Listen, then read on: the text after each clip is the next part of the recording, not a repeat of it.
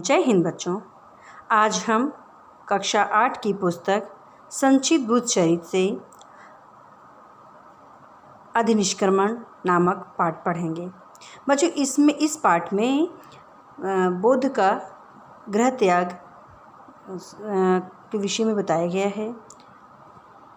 गृह त्याग, तपोवन में उनका प्रवेश कैसे हुआ, बिंबिसार से उनका मिलन कैसे हुआ, उस सब का वर्णन इस कहानी में मिलेगा, इस पाठ में मिलेगा। चलिए देखिए बच्चों। सिद्धार्थ सभी विषयों से विमुख होकर लौट आए। महाराज सुयोधन को बहुत दुख हुआ। सिद्धार्थ को हर प्रकार से खुश रखने का प्रयत्न किया, परंतु वे उनके मन को किसी भी प्रकार से शांत ना कर पाए। अंत में सिद्धार्थ ने मन में शांति प्राप्ति के लिए वन की ओर जाने का निश्चय कर लिया। वे रात में चुपचाप उठे और छद्दक, जो उनका सेवक था, उसे जगाकर लंबे सफ़र के लिए रथ तैयार करने की आज्ञा दी। महल छोड़ने से पहले वे उस कमरे के सामने रुके जहाँ उनकी पत्नी यशोधरा, जिसे वे प्यार से गोपा कहते थे, और पुत्र राहुल सो रहे थे। अर्धरात्रि का समय था। सिद्धार्थ छद्दक के साथ कपिलवस्तु से बाहर निकले। चलते चलते रातों रात वे 30 योजन यानी 30 मील दूर तक निकल आए। वे गोरखपुर के पास अनोमा नदी के तट पर जा पहुँचे। वहाँ जाकर सिद्धार्थ ने रथ से उतरकर अपने आभूषण उतारकर छद्दक को दे दिए और छद्दक को वापस महल जाने के लिए कहा। छद्दक बहुत ही विवश होकर कहा, हे राजकुमार, आपका ऐसा निर्णय जानकर मैं बहुत दुखी हुआ हूँ। अब कपिलवस्तु जाकर लोगों को मैं क्या जवाब दूँगा? और आपकी माता, जिन्होंने आपको पाल पोस कर इतना बड़ा किया है, उनसे क्या कहूँगा? और आपकी पत्नी को क्या मुँह दिखाऊँगा? मैं आपको इस प्रकार जंगल में अकेला छोड़कर कपिलवस्तु वापस नहीं जा सकता। क्षमा कीजिए। छद्दक के दुख भरे शब्दों को सुनकर सिद्धार्थ ने कोमलता से उत्तर दिया, छद्दक, मेरे वियोग से उत्पन्न होने वाले दुख का परित्याग करो। कहने का मतलब है कि वो छद्दक राजकुमार को छोड़ नहीं पा रहे थे। यदि मैं स्नेह के कारण आज अपने संबंधों का परित्याग करूं, तो भी एक ना एक दिन मृत्यु हमें एक दूसरे से अलग कर देगी। जैसे पक्षी अपने विश्राम वृक्ष पर इकट्ठे होते हैं, किंतु फिर अलग अलग दिशाओं में उड़ जाते हैं, यही प्राणियों की दशा है। उनका भी वियोग अवश्य भावी है कि जरूरी है। हर किसी को अगर मिलना होता है तो बिछड़ना भी होता है। इसीलिए मित्र, शोक मत करो, वापस लौट जाओ। मुझे मेरा गंतव्य मिल गया है। ऐसा कहकर सिद्धार्थ ने स्वर्ण जड़ित कृपाण से अपने केश काटे और मुकुट उतार दिया। अपने सभी स्वर्णिम वस्त्रों का त्याग कर वे वन वस्त्र धारण करने की इच्छा करने लगे। तभी कहीं से कश्यप वस्त्र धारण किए हुए एक शिकारी प्रकट हुआ। सिद्धार्थ ने शिकारी से कहा, यदि आपको अपने इन कश्यप वस्त्रों से मोह ना हो तो कृपया मेरे राजसी वस्त्रों के बदले में कश्यप वस्त्र मुझे दे दो। शिकारी ने उनकी बात मान ली और दोनों ने परस्पर वस्त्र बदल दिए। राज्य से विरक्त कश्यप वस्त्र धारण कर अपने स्वामी को इस प्रकार जाते देखकर छद्दक फूट फूट कर रोने लगा। धीरे धीरे साहस बटोर कर वह कपिलवस्तु की ओर वापस लौट चला। वापस लौटते हुए छद्दक का दिल इतना भारी था कि जिसे दूरी को वह पहले एक दिन में पूरा करता था, अब उसी दूरी को पूरा करने में उसे 8 दिन लगे। कत्थक उस दिशा की ओर घूम घूम कर हीना रहा था जिस दिशा में सिद्धार्थ गए थे। कत्थक कौन था? उनका घोड़ा था। कत्थक ने ना तो घास खाई और ना ही पानी पिया। उसके नेत्रों में भी आंसुओं से भरे हुए थे। वह अपने स्वामी को याद कर उदास था। अब आगे देखते हैं बच्चों तपोवन प्रवेश।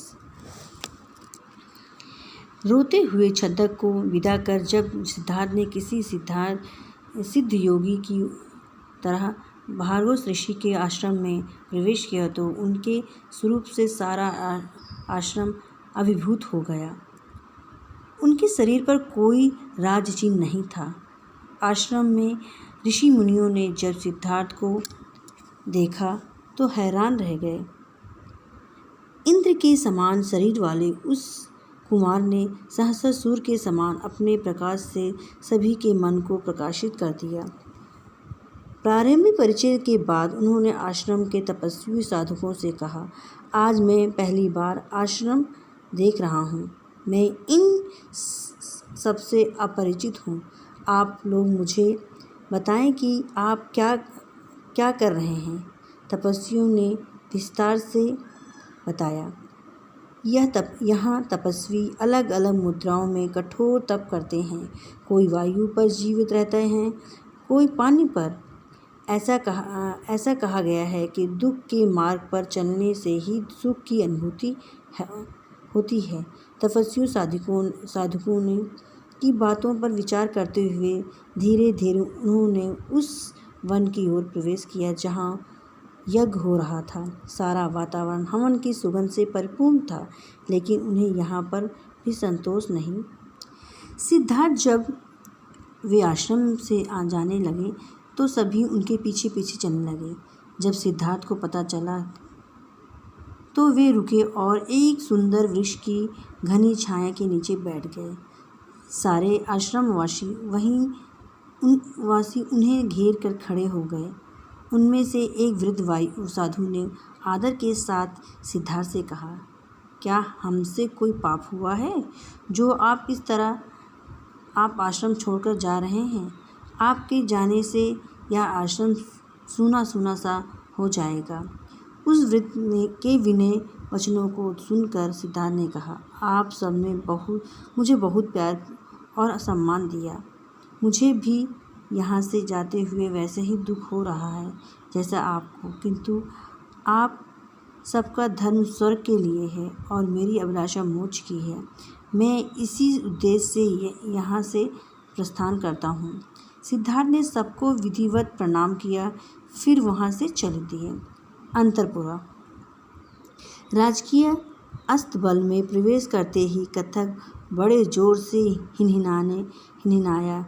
सब यही समझे कि राजकुमार वापस आ गए होंगे, लेकिन सिद्धार्थ के वापस न आने का समाचार सुन सारा आत्मसंयम भूल गौतमी जोर जोर से रोती हुई कहने लगी, जिसकी लंबी लंबी बाजू हो, जिसकी सिंह के समान चाल हो, जिसकी कमल जैसी आँखें हों, जो स्वर्ण के समान सुंदर हो, जिसका स्वर मेघ गर्जन के समान गंभीर हो, क्या ऐसा वीर को किसी आश्रम में रहना चाहिए? वह शरीर जो महलों में रहने के योग्य है, जो मूल्यवान वेशभूषा से अलंकृत रहता है, उन जंगलों में कैसे रहेगा जहाँ शीत, गर्मी और वर्षा से बचने का कोई उपाय नहीं। यशोधरा को भी सिद्धार्थ की याद में रोती बिलखती भूमि पर गिर पड़ी और कहने लगी, मुझे स्वर्ग की कामना नहीं, मेरी एक ही इच्छा है कि मेरे पति इस लोक परलोक में मुझसे कभी न बिछड़ें। अपने पुत्र के वियोग से अत्यंत दुखी सुद्योधन नौकर चाकरों द्वारा संभाले जाने पर भी न संभले। राजा सुद्योधन रो रो कर कहने लगे, हे मंद्र, मुझे वहाँ आश्रम बताओ जहाँ मुझे जलांजलि देने वाला मेरे पुत्र को छोड़ आए हो। इस तरह राजा पुत्र के वियोग में अपना धैर्य खो बैठे और चेतना शून्य होकर पृथ्वी पर गिर पड़े। होश में आने पर राजा ने अपने मंदिर में जाकर प्रार्थना की, कई मांगलिक क्रियाएं की, अपने पुत्र के सकुशल लौट आने के लिए कई मन्नतें मांगी। इस प्रकार सुद्योधन, गौतमी और यशोधरा राजकुमार की याद में यूं ही दिन गिनने लगे। सारे राजमहल का वातावरण शोकपूर्ण हो गया। राजकुमार के चले जाने से जैसे दिन में अंधकार छा गया था। समय जैसे थम गया हो, चारों ओर वीरानी सी छा गई। कपिलवस्तु के वन, उद्यान, सरोवर आदि सब कुछ कुमार के विरह में अरण्य के समान दिख रहे थे। ऐसा प्रतीत हो रहा था जैसे प्रकृति थम गई हो।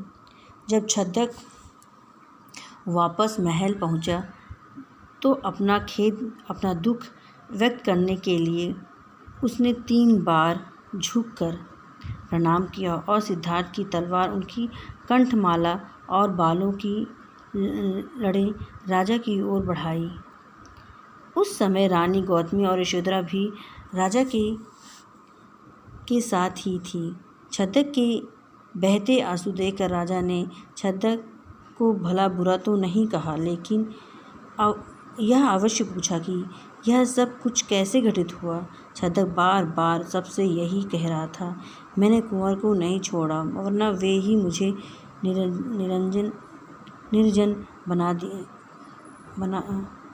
वन में रोता हुआ छोड़कर चले गए। अंतःपुर की प्रजा शोक के कारण चेतना शून्य हो गई। यह सब देखकर यशोधरा छद्दक को बुरा भला कहने लगी। यशोधरा के वचन सुनकर छद्दक रोने लगा और कहने लगा कि आप मुझे दोष न दें, क्योंकि मैं उस रात विवश था। पता नहीं किस दैवी शक्ति से मैं घोड़ा लेकर महल से वन की ओर बिना रुके चलता गया।